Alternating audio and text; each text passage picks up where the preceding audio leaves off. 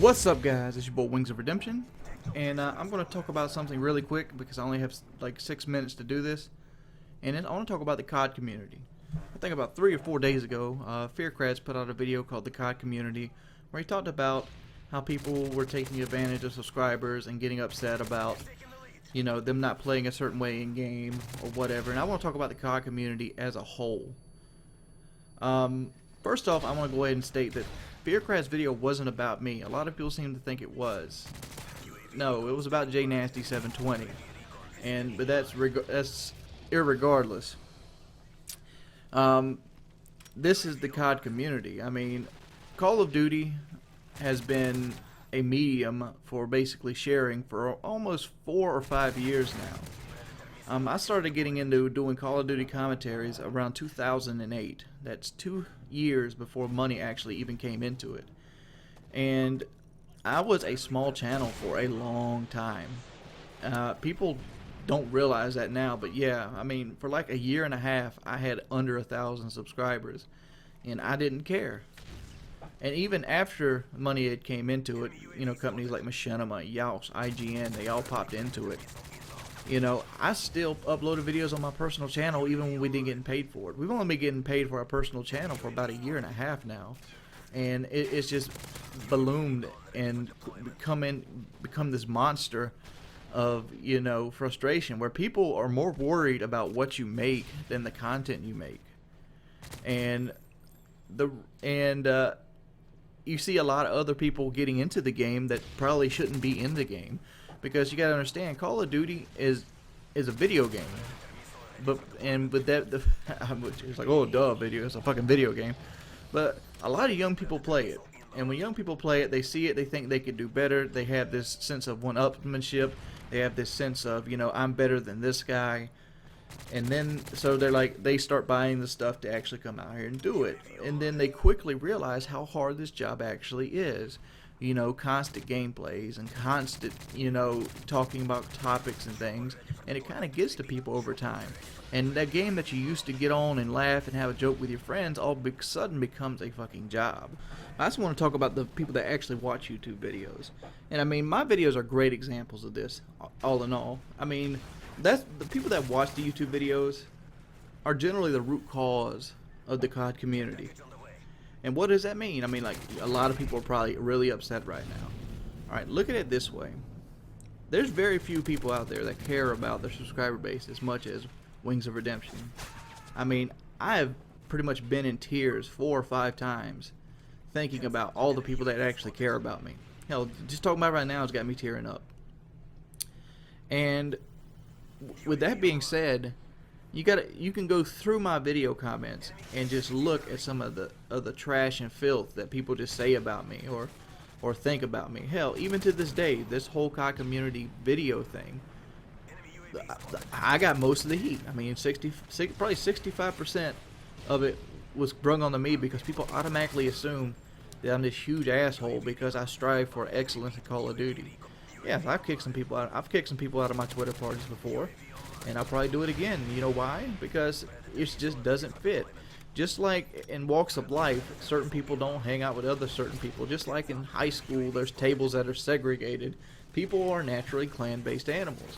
And if you have a different play style or venue that doesn't fit the rest of the group, you know, you might not be perfect for that group, even though how much you want to play with or how much you look up to a person.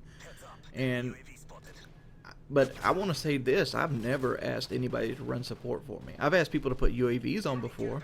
Like, hey guys, can somebody please put a UAV on? I've asked somebody to maybe run a Stinger, but I never go, hey, you need to run a Stinger.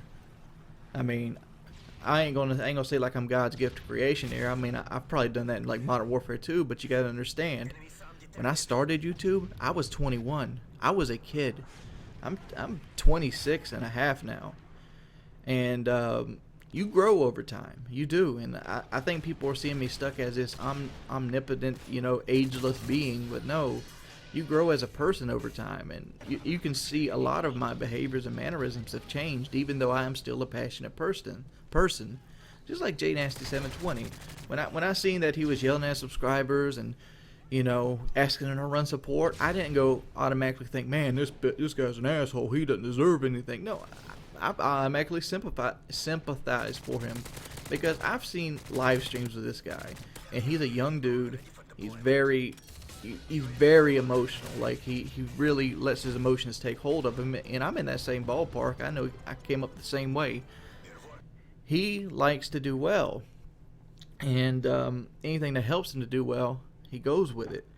And I'm not trying to say that his emotions are 100% rash for his actions, you know, but I understand, if that makes sense. And it's not even so bad about the video he made after the fact. You see, I'm making this video in lieu of everything that's happened, and I noticed he made a video talking about support and why he did it, and he probably shouldn't have done that. That was a mistake. I mean, but I'm not painting anybody out to be, like, you know, right in this conversation, because I know there's resentment in all wakes of the party. There's resentment all the way over to Fearcrad's video. There's resentment to Midnight Boss, I'm Gifted, all these guys that pretty much make their channels off big gameplays. These ground war guys. I mean, you gotta question yourself. Is Mike upset at Jnasty for getting triple gameplays because he uses support? Or it's, I don't know. I don't honestly don't care. And guess what? I bet most of you don't care either. But the fact is, dude, the whole thing is, don't make videos that you can't upkeep. I used to do this stuff. I used to play ground war. I used to get the AC-130s, the double nukes, the riot shield nukes, and you know, it came back to bite me in the ass. You know why? Because after a couple years went by, you know, you lose the desire to constantly go hard in the motherfucking paint. To put it blunt, I mean, it takes forever to get things like riot shield nukes, kill streakless nukes, you know, doubles and triple nukes, and you know, they go up through that standard, and it just makes the game frustrating. I mean, if you ever want to see frustration, it's go look at a Jnasty live stream. For every YouTube game with a triple Moab you see, there's probably 15 to 30 games where he's sit there cussing at people and whatnot over and over again, which is not because he's this horrible evil person. It's because he's trying to uphold a standard that's unrealistic. I mean, plain and simple. And YouTube has these stupid standards for videos. Like I put up a like a 28-4, which was something like 550 score per minute on a dome, and people were like, "You didn't get 50 kills. I do this every game." Bullshit, dude. You don't do that every game. I mean, look at your KD. You know, a lot of people say KD isn't a factor, but a KD kind of resembles a lot more of a player than you actually are. You know, for every 50 and, you know, one TDM that you might pull out every now and then, there's probably going to be 200 to 300, you know, 21 and 7s that you pull out, or even worse, you know, 10, you know, 15 and 10 games that you might pull out if your KD looks something like 2.15, because there's always a balance there. You know, there's always that balance. For every good game, this is how many bad games it takes to get it. And, you know, I'm kind of fading off topic here as a whole, but, you know, as for a COD community, dude, I think people have gotten so bored with Call of Duty gameplay as a whole that they're just constantly trying to ramp up. And if you want to be blunt, the people that are successful aren't the people that are good at Call of Duty. It isn't. The people that are successful are the people that can make the game and have fun with it. Plain and simple. Look at the channels that are blowing up now. Minnesota Burns, he's blowing up. You got the Straight Up Knives, he's blowing up.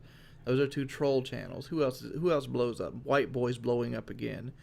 He pretty much has a good time with his channel. Who else is there? Woody's blowing up. I mean, but he's kind of like the father figure.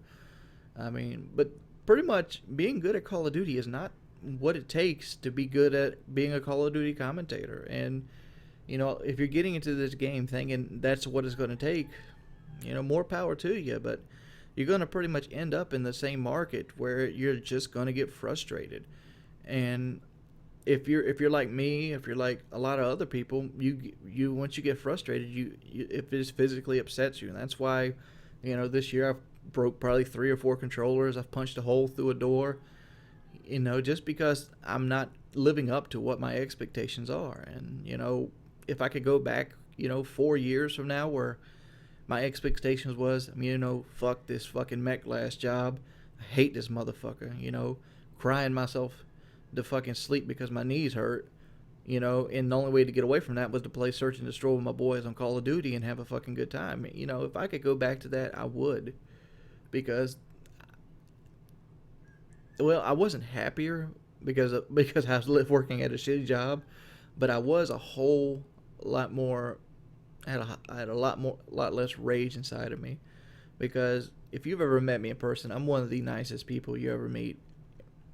Plain and simple, I'm all about helping people, and that's what I do.